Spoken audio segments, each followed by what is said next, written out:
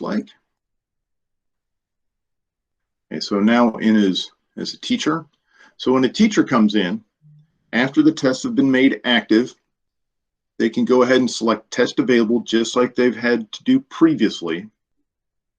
And their interface has changed a little bit. So when they have active tests, they'll show them their title, which is whatever you named it. It's also going to show them how many students they have tied to the test. They have a row of icons. So if they are able to turn it on for online testing, they'll have a little computer icon. Once they select that, that becomes a check mark. So they know that that is now an active online test. So after they've turned on those tests, they go back up to the top and they will select online test proctoring. When they do that, it's going to show them, here's our students, and then whatever groups they have, here's the tests that are tied to them. So I want to say, I want to do my English 4 end of year class final. Okay, here's all my students that are tied to it. Okay, so just so you're aware, here's where a teacher can decide if there are specific supports the student can or cannot have. They can come in and edit these. Earlier this week, I turned on these supports for every student in the district. So the reasons these don't show is because this test was made before I made that change. So the teacher only will have to come in and turn off the supports that the students do not need. So hopefully that will cut down their time, because especially with virtual teachers, I know that they have a lot more students than they normally do. But they're able to come in and adjust those basic supports. To start the test, they can come in, they can select all, and then start all. Okay. Or if they just need to turn it on for a certain set number of students who maybe need to retake a test, they can do that.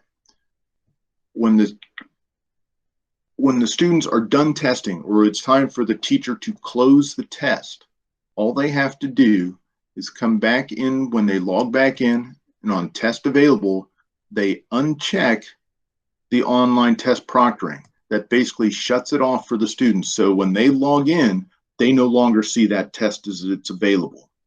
The idea is that tests will be made available basically during the school day, probably a little bit after, but it provides the time frame for students to be able to take a test when they're able to sit down and have the time to do it.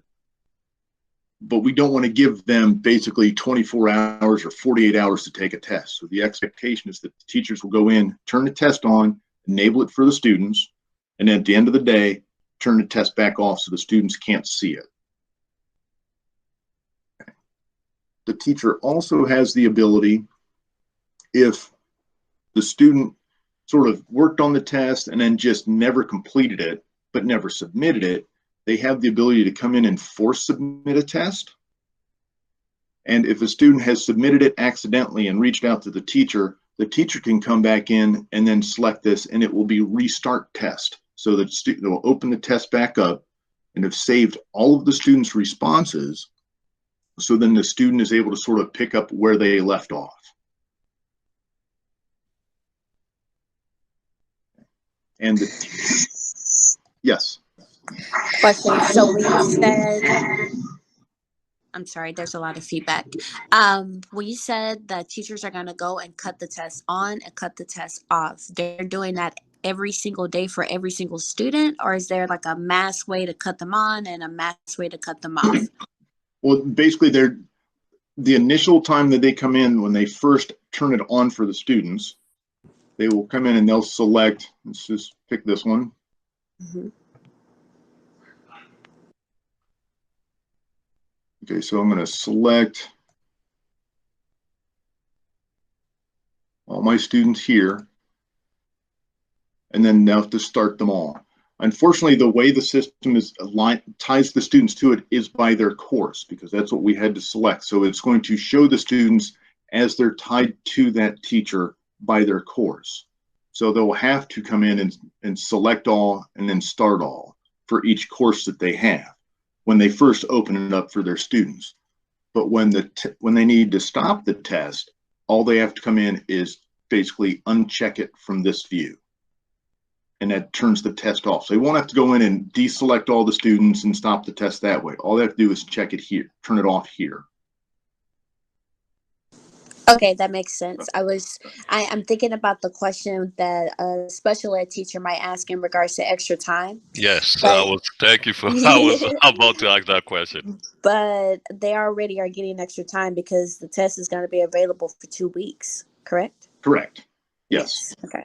Yeah, I mean, it's completely up to the teacher realistically how long they leave the test available. They might say that I'm going to give Monday and Tuesday for my language arts kids to take this test. And then Wednesday, Thursday, my math kids are going to take their test. And Friday, I'm going to open them all up for anybody who didn't complete it. So, I mean, they're not basically going to turn them on the December 7th and turn them off on December 18th and leave them open for, 14 days. There's still going to be that control factor in there for the teacher.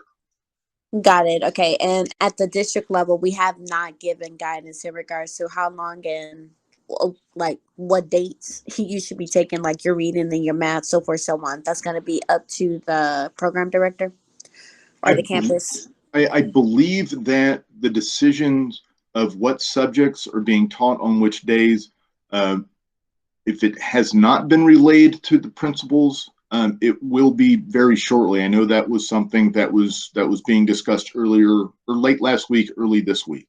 So I'm pretty confident to say that there will be almost like a date range of when grade levels or subjects are expected to test.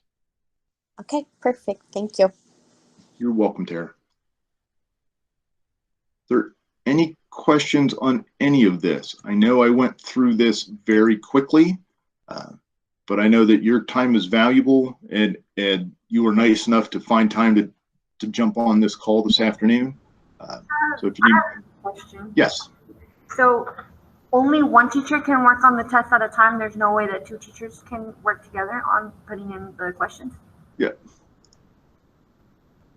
Correct. Unfortunately, I mean, multiple test creators or editors can work on the test. I don't know how well it would function if two people were looking at the same test at the same time. So like if you start on it and you work on a test, say this evening, and tomorrow morning your team partner who's also working on that test wants to jump on that test and add some more, copy over some more questions, they can.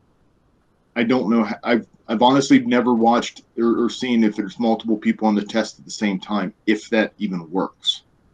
How can you add a team member so that they could, add questions themselves? Okay, so because I've given you district level access, you see everybody else's tests as well. So once you've created it and you can say, okay, if they know the naming scheme and the test that you're giving, they can drill in and find that test. So let me show you where that would be. So after you've created a test, on the assessments tab, and you would have had to do this if you created a campus test as well, under district assessments, you will scroll down to the second 9 weeks. They're probably still going to be pending. So I'm going to go to my 5th grade and revising and editing. So that's how you're going to drill down to find that test. So if then they need to come in and add more questions or maybe assign the correct answers or align the standards, they can go ahead and click here and do that as well. Okay, so multiple people can go in and work on the same test. I just don't know how well the system would react if you and somebody else are on the test at the exact same time.